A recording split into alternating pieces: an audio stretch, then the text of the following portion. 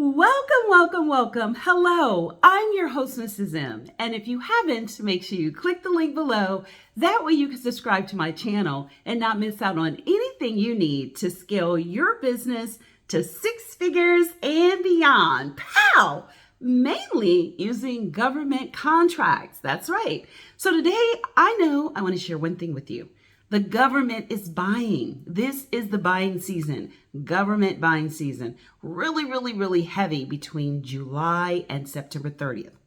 So July 1st is right around the corner. Matter of fact, it's Saturday. This year has gone so fast. So if you want to learn a couple of things that's going on right now, stay tuned. In this video, I'm going to give you 3 things the government does during this time, how you can make sure that they actually award you a contract, and let's get started.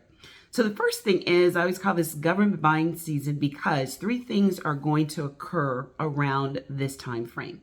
A lot of agencies are going to do, number 1, they're going to start making sure that some of the money that they've already obligated, they push through. So they've obligated some things, maybe they've slowed down, need to do a lot of change orders, things like that, but they're going to start pushing them through. The second thing is they're going to start looking at unobligated funding. What is not funded that they're looking at funding. And the third thing is brand new programs. Maybe they're looking to buy furniture, they put it off. Maybe they're looking to get some landscaping or get some renovations, but this is the time that they do it. The reason is because, like we know, if we have something earmarked for a particular item and we don't use all the money, what do we normally do? We start switching it around and putting it into something that we normally do, something we use more of. Well, that's what the government does. If they have unfunded money that's funded and obligated for something and they don't, they have a serious chance of that money not being funded and obligated the next time. So common sense is going to dictate, let's spend, but not just on anything. There are quite a few industries that they spend a little bit more during this time than others. And that is what I always like to call the low-hanging fruit. So the low-hanging fruit is how they buy and what they buy. Well, the majority of the time they're going to buy things that we would think about buying once the big obligated items are situated. And that could be, we could look at doing some kind of renovations. That could be painting, or we may want to have a new software system, that's IT. We're looking for some kind of facility services, where we're looking for more security, or we're looking to do nursing. There could be so many industries during this time frame because they could fit in one of those 3. They already have the contract awarded, but they want to push it through September 30th. That could be one. Or there's some unobligated funds that they're looking at. Now they want to make sure that they get those. Or the second thing is something brand new. That might be where a lot of the small businesses actually kind of go into the brand new.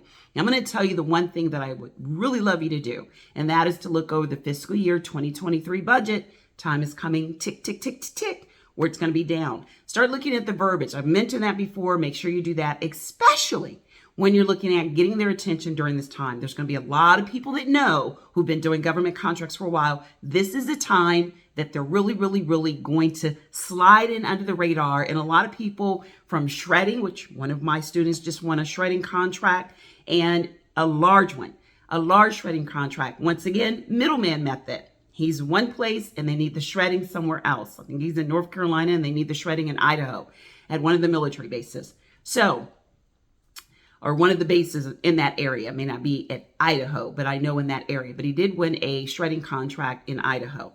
So what I'm saying is get your stuff together. Make sure you meet the basic requirements with sam.gov. You want to make sure that you have your DSBS profile. I cannot emphasize that enough. Dynamic Small Business Search Profile. That's your sma.gov profile. That's going to really allow you to do what? Several things. Number 1, it's going to allow that contracting officer to find you when they're looking at doing one of these 3 things for funding.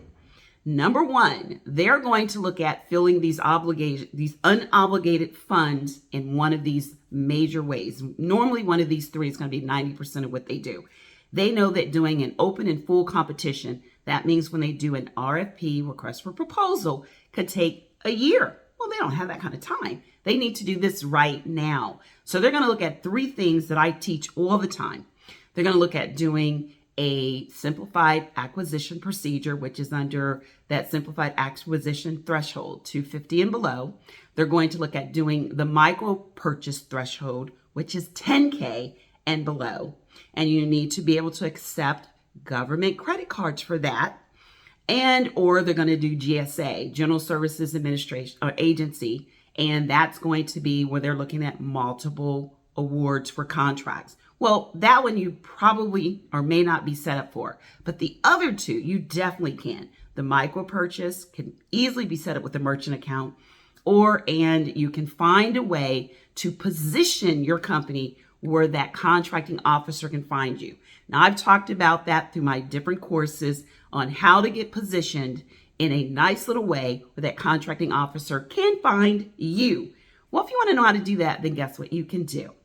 You can click below to register for my Crack the Gov Code free masterclass, where I go over all of this and more, especially now. So make sure you sign up to register. It's going to be July the 11th, 12th, and 13th. I would love to see you there where I can go over this and you will be positioned for that contracting officer to find you if you have been, doing this for a while and you haven't won one contract, or you lucked up on one and you can win your second one, or you want reoccurring 10K and beyond when it comes to winning contracts. Then make sure you sign up for Crack the Gov Code course masterclass. So Crack the Gov Code free masterclass, on where I'm going to walk you through 3 main areas that we just spoke about in winning and securing contracts. So make sure you click to register.